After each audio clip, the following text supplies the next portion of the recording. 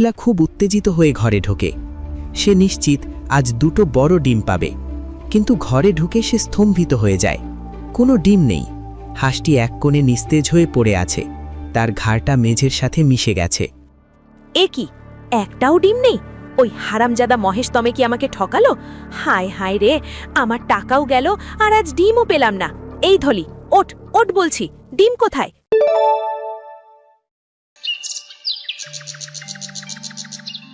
চারিদিকে বিকেলের নরম আলো ছড়িয়ে আছে। সিধু হাতে কাস্তে নিয়ে ক্লান্ত শরীরে মাঠ থেকে ফিরছে। দূর থেকে তার বন্ধু দেবেনকে এগিয়ে আসতে দেখা যায়। দেবেনের হাতে একটা ছোট ঝুড়ি, যা থেকে একটা হাঁসের ডাক শোনা যাচ্ছে। এই যে সিধু, একটু দাঁড়া, এত হন্তদন্ত হয়ে কোথায় চললি? আরে দেবেন, মাঠের কাজ শেষ করে ফিরছি রে। শরীরটাতে একটুও জুত নেই, আজ বড্ড খাটুনি হয়েছে। তা তুই কোথা থেকে এলি? আর ঝুড়িতে ওটা কি? তোর জন্যই তো দাঁড়িয়ে আছি। এই নে, এটা ধর। হ্যাঁ, হাঁস? আমি এটা দিয়ে কি করব? শোন বন্ধু, এই হাঁসটা সাধারণ কোনো হাঁস নয়, এটা একটা বিশেষ জাতের হাঁস। তুই এটা বাড়িতে নিয়ে যা।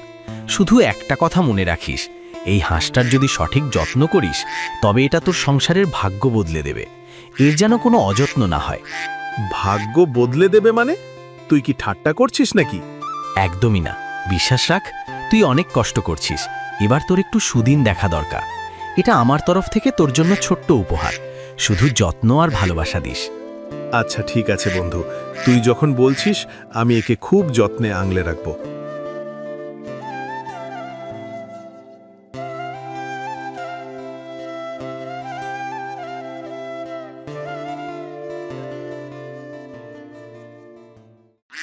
বাবা, বাবা তুমি এটা কি এনেছো? বাহ, কি সুন্দর সাদা একটা হাঁস।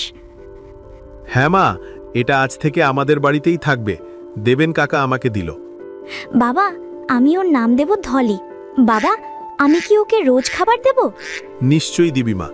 দেবেন বলল এই হাঁসটা নাকি আমাদের সংসারের লক্ষ্মী, এর খুব যত্ন করতে হবে মা। আচ্ছা, তোর মা কোথায় রে? তাকে ডাকতো, খবরটা দি।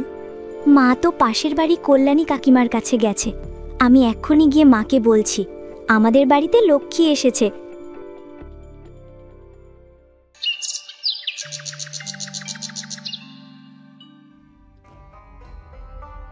রানী ঘুম থেকে উঠেই দৌড়ে যায় হাঁসটিকে দেখতে। বাবা, মা, শিগগির এসো, দেখে যাও ধলি কি দিয়েছে। কি হয়েছে রে রানী, এত চিৎকার করছিস কেন? আরে জ্বালা, সাত সকালে মেয়েটা চিৎকার চেঁচামেচি শুরু হয়ে গেল। বলে কি হয়েছে শুনি, এত চেঁচাচ্ছিস কেন? দেখো বাবা, কত বড় ডিম। আমি এমন ডিম আগে কখনো দেখিনি। আরে তাই তো, এ তো সাধারণ ডিম মনে হচ্ছে না। দেখ মিথিলা, ডিমটা কেমন মুক্তোর মতো চকচক করছে। ও মা, তাই তো, এটা তো বাজারে চড়া দামে বিক্রি হবে। তুমি দেরি না করে এখনই বাজারে নিয়ে যাও, জলদি যাও। সিধু বাজার থেকে ফিরেছে, তার মুখে চওড়া হাসি। মিথিলা আর রানী তার জন্য অপেক্ষা করছিল। এই নাও মিথিলা, আজকের উপার্জন। এ কি, এত টাকা? একটা মাত্র ডিম বিক্রি করে তুমি 500 টাকা পেলে? হ্যাঁ মিথিলা, বাজারের বড় আড়তদার ডিমটা দেখেই লুফে নিল। বলল এমন পুষ্টিকর আর বড় ডিম সে আগে কখনো দেখেনি। সে নাকি রোজ এমন ডিম চায়। দেবেন তাহলে ঠিকই বলেছিল গিন্নি, এই হাঁস আমাদের ভাগ্য ফেরাবে। ওরে বাবা, এক ডিমেই যদি এত টাকা হয়, তবে মাস শেষে তো আমাদের হাতে অনেক টাকা জমবে। রানী, যা তোমা, ধলিকে এক বাটি ভালো চাল আর কুড়ো দিয়ে আয়। আজ থেকে ওকে সবচেয়ে ভালো খাবার দিবি।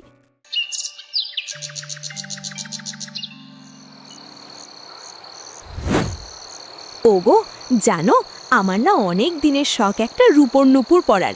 এই হাঁসটা যদি রোজ ডিম দেয়, তবে সামনের মাসেই আমি ওটা বানাতে দেব, আর রানীর জন্য একটা নতুন জামা কিনব।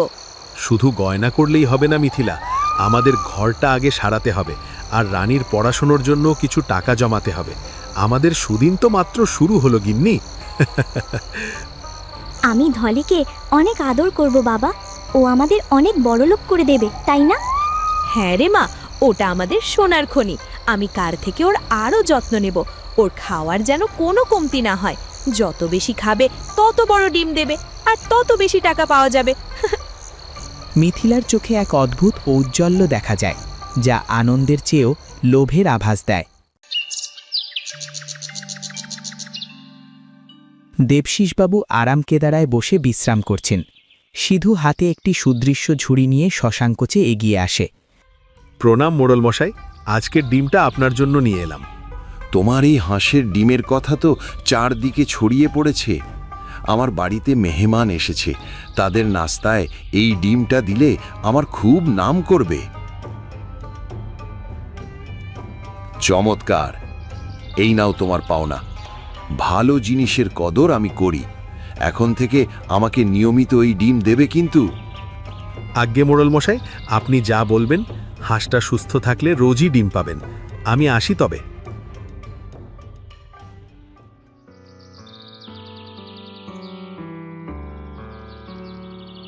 বাড়ির পরিবেশ বদলে গেছে।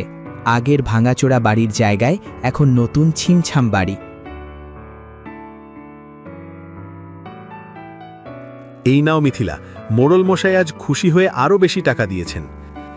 মাত্র কয়েক সপ্তাহে আমাদের চেহারাটাই বদলে গেল। দেখেছো, আগে নুন আনতে পান্তা ফোড়াত, আর এখন নতুন ঘর, আমার গায়ে নতুন শাড়ি।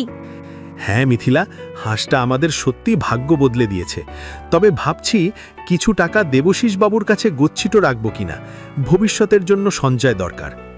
সঞ্চয় তো হবেই, কিন্তু আমি ভাবছি অন্য কথা। এই এক ডিমের টাকায় আমাদের অবস্থা ফিরতে যে সময় লাগছে, যদি রোজ 10টা করে ডিম পাওয়া যেত, তবে আমরা কি এতদিনে গ্রামের সবচেয়ে ধনী পরিবার হতাম না বলো? এই হাঁসটার একটা ডিমের কত মূল্য, অথচ এই হাঁসটা অলসের মতো সারাদিন ঘুরে বেড়ায় আর মাত্র একটা ডিম দেয়। যদি এর ভেতর থেকে সব ডিম একসাথে বের করে নেওয়া যেত, তবে দেবশিস বাবুর মতো অনেক জমি আমরা কিনে নিতে পারতাম।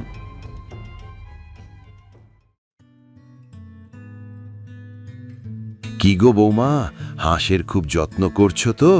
সম্পদ কিন্তু লক্ষ্মীর মতো, যত্ন না পেলে থাকে না। জি করছি বাবু, যত্ন তো করছি, তবে এই হাঁসটা বড্ড ধীর পায়ে চলছে। আমাদের বড়লোক হওয়ার স্বপ্নটা ও বড্ড দেরি করিয়ে দিচ্ছে। তাড়াহুড়ো করো না মা, ধৈর্যের ফল মিষ্টি হয়। প্রকৃতির নিয়মকে সম্মান করতে শেখো। প্রকৃতির নিয়ম দিয়ে পেট ভরে না বাবু, টাকা দিয়ে ভরে, টাকা দিয়ে।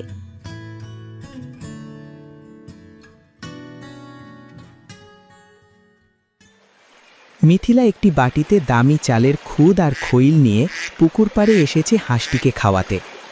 এমন সময় গ্রামের দুষ্টু লোক মহেশ সেখান দিয়ে যাচ্ছিল। সে দাঁড়িয়ে পড়ে এবং আর চোখে হাঁসটির দিকে তাকায়।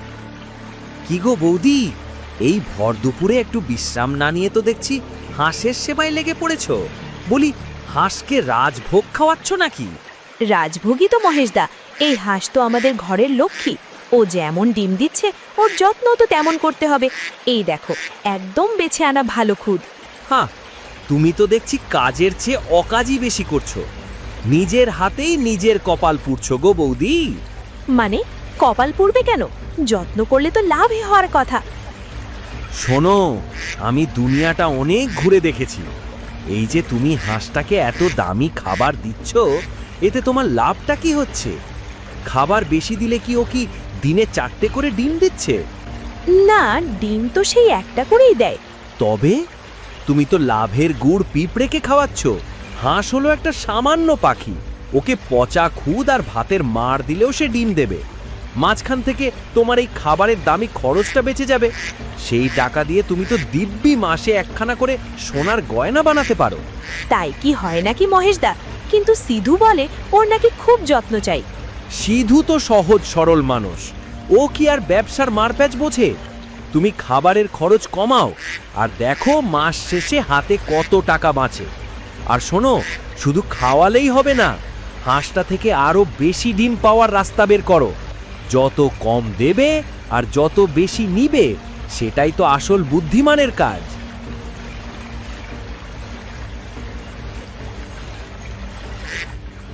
মহেশদা তো মিথ্যে বলেননি। আমি শুধু শুধু কেন এত টাকা খাবারের পেছনে নষ্ট করছি? হাঁসটা তো দিব্যি মোটা তাজা হয়েছে, খাবার একটু কম দিলে ওর কিচ্ছু হবে না, বরং সেই বেঁচে যাওয়া টাকা দিয়ে আমি মোড়ল গিন্নির মতো সোনার হার গড়াতে পারবো। যা এখান থেকে, অত পেট ভরে খেলে অলস হয়ে যাবি। আজ থেকে তোর খাবার অর্ধেক, দেখি এবার কত টাকা বাঁচে। মিথিলার চোখে এক কুৎসিত লোভের ছায়া পড়ে। সে আর হাঁসটিকে স্নেহের চোখে দেখছে না, বরং কেবল একটি টাকার মেশিনের মতো ভাবছে। আগে যে হাঁসটি উঠোনে ঘুরে বেড়াতো, তাকে এখন বাড়ির পেছনের একটি অন্ধকার বদ্ধ ঘরে আটকে রাখা হয়েছে। ঘরটি নোংরা, চারিদিকে মাকড়সার জাল। মিথিলা একবাটি ভাতের মার আর কিছু পচা কুড়ো নিয়ে, উফ, কি গন্ধ! এই হাঁসটার পেছনে এখন সময় নষ্ট করা মানেই লোকসান। নে, এইটুকু খেয়েই থাক, বেশি খেলে তো আর সোনা দেবে না, সেই একটাই ডিম।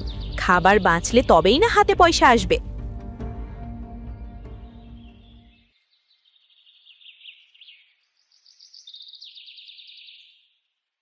রানী চুপি চুপি এক মুঠো টাটকা ধান আর এক বাটি পরিষ্কার জল নিয়ে হাঁসের ঘরের দিকে এগোয়। সে ধলির করুণ দশা দেখে ব্যথিত। কি রে রানী, এখানে কি হচ্ছে শুনি? বলি, এই ধান তুই কোথায় পেলি? হ্যাঁ, মা, ধলি খুব কাঁদছে। ওকে কাল থেকে কেউ জল দেয়নি। দেখো ওর শরীরটা কেমন শুকিয়ে গেছে। আমি ওকে একটু ধান খাওয়াতে চাই। একদম ন্যাকামি করবি না। চাল ধানের যা দাম, ওসব কি হাঁসকে খাওয়ানোর জন্য? ওটা তো আমাদের খাওয়ার জন্য। যা এখান থেকে। আর যদি দেখি এই ঘরের আশেপাশে এসেছিস, তবে আমি মেরে তোর পিঠের চামড়া তুলে নেব। যা।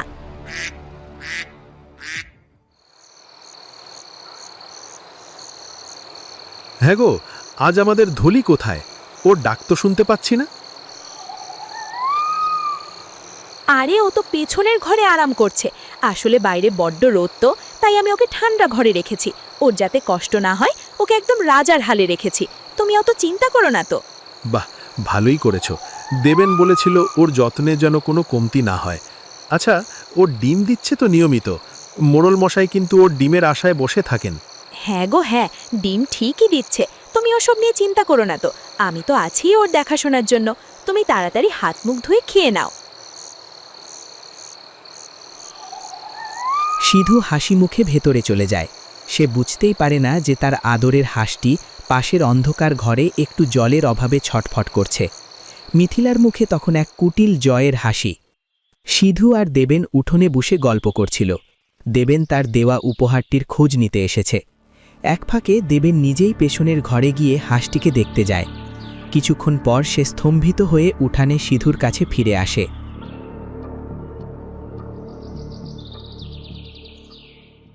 আরে সিধু, তুই কি একবারও গিয়ে দেখেছিস হাঁসটার কি অবস্থা হয়েছে? কেন রে, কি হয়েছে? মিথিলা তো বলল ও নাকি বেশ ভালোই আছে। ভালো আছে মানে? ওর হাড় জিরজিরে অবস্থা, পালকগুলো সব রুক্ষ হয়ে ঝরে পড়ছে, চোখ দুটো গর্তে ঢুকে গেছে। সিধু, তুই একে একটা অন্ধকার ঘরে এভাবে আটকে রেখেছিস কেন? ও তো বাঁচবে না।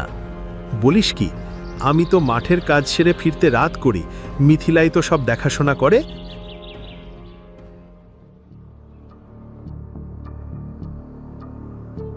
বলি, কি হয়েছে? হ্যাঁ, বাইরের লোক এসে বাড়ির গিন্নিকে নিয়ে এত কথা বলছে কেন? দেবেনদা, আপনি হাঁসটা দিয়েছেন বলে কি আমাদের মাথা কিনে নিয়েছেন নাকি? না না বৌদি, আপনি ভুল বুঝছেন। আমি সিধুর মঙ্গলের জন্যই বলছি। সম্পদ হলো লক্ষ্মীর মতো, তাকে শ্রদ্ধা আর যত্ন করতে হয়। আপনারা শুধু ওর থেকে নিচ্ছেন, বিনিময়ে কিছুই দিচ্ছেন না। এভাবে চললে কিন্তু এই সম্পদ চিরস্থায়ী হবে না। আপনার উপদেশের দরকার নেই। হাঁস ডিম দিচ্ছে, আমরা টাকা পাচ্ছি, এটাই হলো বড় কথা। আপনি বোধহয় আমাদের উন্নতি দেখে হিংসে করছেন, তাই না? ভাবছেন, ইস, কেন হাঁসটা দিয়ে দিলাম, নিজে রাখলে ভালো করতাম, তাই তো? এ কি কথা বলছেন বৌদি? আমি তো সিধুর বন্ধু হিসেবে। হয়েছে হয়েছে, অনেক বন্ধুগিরি দেখিয়েছেন। এখন নিজের পথ দেখুন। আমাদের বাড়ির হাঁস আমরা কিভাবে রাখবো সেটা আমাদের নিজেদের ব্যাপার। দয়া করে আর নাক গলাতে আসবেন না। মিথিলা, এ কি বলছো তুমি? দেবেন আমাদের ভালো চায়। তুমি থামো তো, ও শুধু আমাদের নজর দিতে এসেছে। দেবেনদা, এবার আপনি আসতে পারেন। সিধু, সাবধান হও ভাই। প্রকৃতি যখন কেড়ে নেয় তখন আর ফেরার পথ থাকে না। ভালো থাকিস। দেবেন ভারাক্রান্ত মনে বেরিয়ে যায়। সিধু অসহায়ভাবে দাঁড়িয়ে থাকে, আর মিথিলা বিজয়ীর হাসি হেসে নিজের আংটিটা ঘষতে থাকে।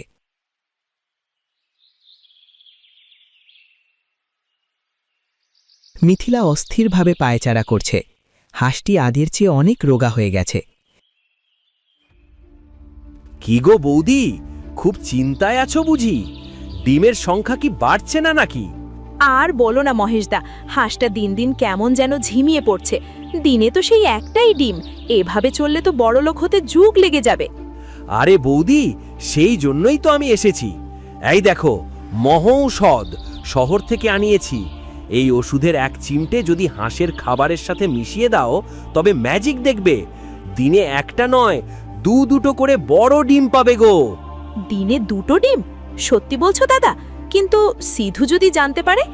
আরে সিধুকে জানানোর দরকার কি? ও তো মাঠে পড়ে থাকে। তুমি শুধু ডিমগুলো সরিয়ে রাখবে। এই নাও, তবে এর দাম কিন্তু অনেক। এই নাও টাকা, কাজ হলে তোমাকে আরো দেব।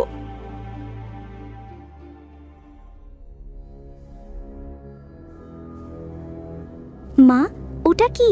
তুমি ধলিকে কি খাওয়াচ্ছ? এটার গন্ধটা তো খুব বাজে। তুই এখানে কি করছিস? যা পড়ার ঘরে যা। এটা ধলির ভিটামিন, ওটা খেলেও আরো শক্তিশালী হবে। খবরদার তোর বাবাকে যেন কিচ্ছু বলবি না। নে, চটপট খেয়ে নে তো। এখন থেকে আমায় জোড়া জোড়া ডিম দিবি, ঠিক আছে? ওষুধ খাওয়ার কিছুক্ষণ পর থেকেই হাঁসটি অদ্ভুত আওয়াজ করতে শুরু করে। সে যন্ত্রণায় ডানা ঝাপটাচ্ছে আর মেঝেতে মাথা ঠুকছে। মা, ও মা, দেখো ধলির কি যেন হয়েছে। ও কেমন ছটপট করছে। ওর খুব কষ্ট হচ্ছে মা। চুপ করতো, ওসব কিছু না।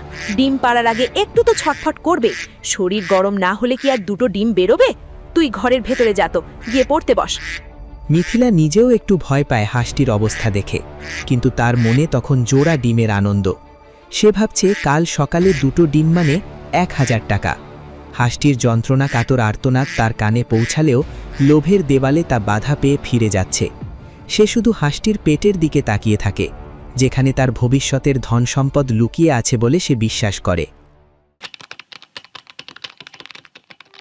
মিথিলা খুব উত্তেজিত হয়ে ঘরে ঢোকে। সে নিশ্চিত আজ 2টো বড় ডিম পাবে, কিন্তু ঘরে ঢুকে সে স্তম্ভিত হয়ে যায়। কোনো ডিম নেই।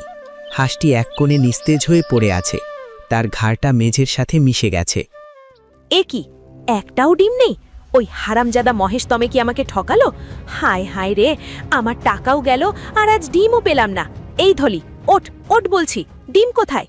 মা, দেখো ধলি চোখ মেলছে না। ও নিঃশ্বাস নিতে পারছে না। মা, তুমি কাল কি ওষুধ খাইয়েছিলে ওকে? চুপ কর, ও এমনি মরার মতো ঢং করে পড়ে আছে। কাল এত দামি ওষুধ খাওয়ালাম আর আজ ডিম নেই মানে? সিধু আজ শরীর খারাপের জন্য মাঠ থেকে আগেই ফিরেছে। সে রানীর কান্না শুনে সরাসরি হাঁসের ঘরের দিকে যায়। সেখানে গিয়ে সে দৃশ্য দেখে শিউরে ওঠে। এ কি সর্বনাশ হলো? এ কি আমাদের সেই ধলি? এর এ দশা কে করল? মিথিলা, এ মিথিলা, কি হলো? উত্তর দিচ্ছ না কেন? বলো, কি করেছো তুমি ওর সাথে? দেবেন ঠিকই বলেছিল, তুমি এই সম্পদটার অমর্যাদা করছো। কাল রাতে আমি ঘর থেকে অদ্ভুত শব্দ পেয়েছিলাম, তুমি আমায় যেতে দাওনি কেন? বলো। বলি, আমি কি করব? হ্যাঁ, আমি তো আমাদের ভালোর জন্যই মহেশ ভাইয়ের কাছ থেকে আনা ওষুধ খাওয়িয়েছিলাম। ভেবেছিলাম দিনে 2টো করে ডিম পাবো, তাহলে তো আমাদের সংসারে উন্নতি হতো। 2টো ডিম? লোভ, শুধু লোভ তোমার মাথায়। ছি, একটা প্রাণী আমাদের অন্ন জোগাচ্ছিল আর তুমি তাকে বিষ খাইয়ে মারলে। ওই মহেশটা একটা আস্ত শয়তান, আর তুমি হলে তার চেয়েও বড় শয়তান আর নির্বোধ। সব দোষ আমার, তাই না? আমি তো চাইছিলাম তাড়াতাড়ি ধনী হতে। ওই সামান্য হাঁসটা আজ না হয় কাল মরতই। মর্ত না মিথিলা, ওটা লক্ষ্মী ছিল। আজ থেকে আমাদের অন্নের পথ বন্ধ হয়ে গেল। মোড়ল মশাইকে আমি এখন কি করে মুখ দেখাবো? রানীর পড়ালেখার খরচ কোথা থেকে আসবে? তুমি শুধু এই হাঁসকেই মারোনি মিথিলা, তুমি আমাদের সব স্বপ্নগুলোকেও মেরে ফেলেছ। বাবা, ধলি কি আর কোনোদিন বেঁচে উঠবে না? ও কি আর কখনো ডাকবে না?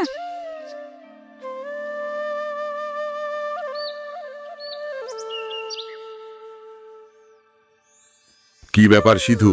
সূর্য মাথায় উঠল, অথচ আজ আমার বাড়িতে ডিম পৌঁছলো না যে? মেহমানরা নাস্তা না খেয়ে বসে আছে তো? আমায় মাফ করবেন মোড়ল মশাই, আজ আর ডিম নেই। বোধহয় কোনোদিন আর ডিম হবে না। ধলি আর চোখ মেলছে না। এ কি? এটা কি সেই সুন্দর হাঁসটা? এর পালকগুলো তো প্রায় ঝরে গেছে, হাড় বের হয়ে পড়েছে। একে কি তোমরা খেতে দাও না নাকি?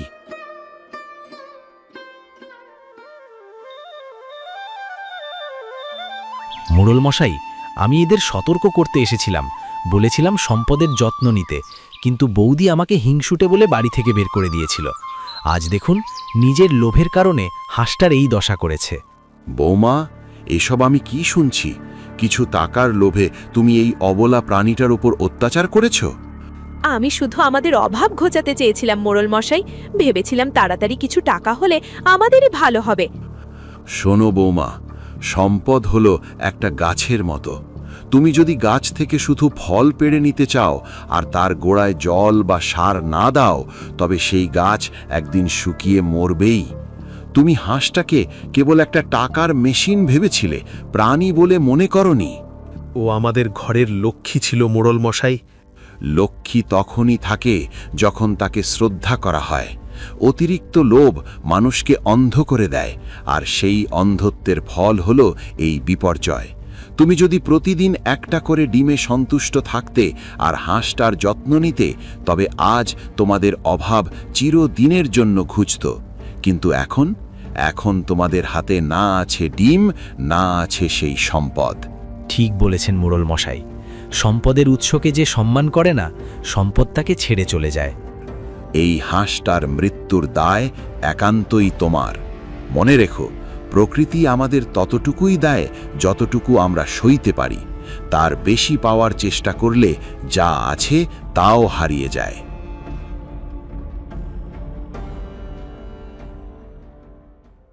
পরিবেশ থমথমে। সিধু হাঁসটিকে কোলে নিয়ে বাগানের এক কোণে বসে আছে। হাঁসটি নিথর, তার চোখ দুটি চিরদিনের জন্য বুজে গেছে। পাশে বসে রানী ফুপিয়ে ফুপিয়ে কাঁদছে। বাবা, ধলি কি আর কোনোদিন চোখ মেলবে না? ও কি আর আমার সাথে আর খেলবে না? না মা, যাকে যত্ন করতে হয় তাকে আমরা বিষ দিয়েছি। ও আর কোনোদিন ফিরবে না রে মা। আমাদের পাপের বোঝা নিয়ে ও চলে গেল। ওগো, আমায় ক্ষমা করো, আমি সত্যি বুঝতে পারিনি যে এমনটা হবে। আমি তো শুধু আমাদের অভাব মেটাতে চেয়েছিলাম। অভাব মেটাতে গিয়ে তুমি আমাদের শেষ সম্বলটুকুও শেষ করে দিলে মিথিলা। আজ থেকে আবার আমাদের সেই পুরনো দিন ফিরে এলো। আবার অভাবের ঘর, আধ পেটা খাওয়া, এই আমাদের ভবিষ্যৎ।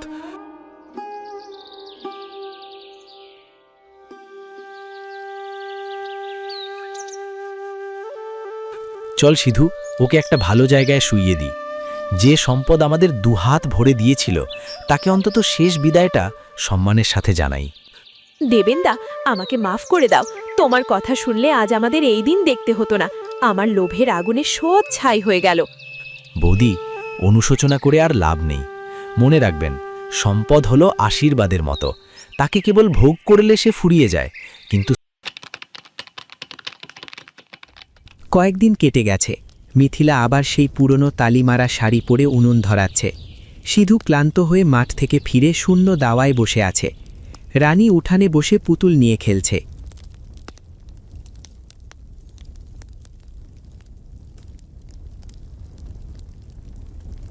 ওগো, আজ ঘরে এক মুঠো চাল ছাড়া আর কিছুই নেই গো। কাল থেকে আমাদের কি হবে? আমরা কি খাবো? জানি না মিথিলা, পরিশ্রম করে যা জোটে তাই খাবো। ওই হাঁসটা আমাদের মানুষ হওয়ার একটা সুযোগ দিয়েছিল, কিন্তু আমরা সেই পরীক্ষায় ফেল করেছি। ভিডিওটি যদি আপনাদের ভালো লেগে থাকে, লাইক আর কমেন্ট করতেও ভুলবেন না কিন্তু।